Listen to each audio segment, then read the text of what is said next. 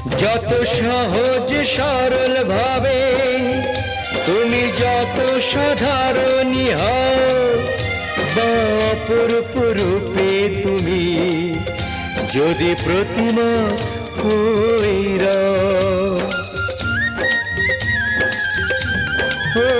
যত সহজ সরল ভাবে তুমি যত সাধারণী হও বা অপরূপ রূপে তুমি যদি প্রতিমা হইরা, তবু ভালো যে বাসতে গেলে কোন ব্যথায় তোমায় কাঁদতেই হবে।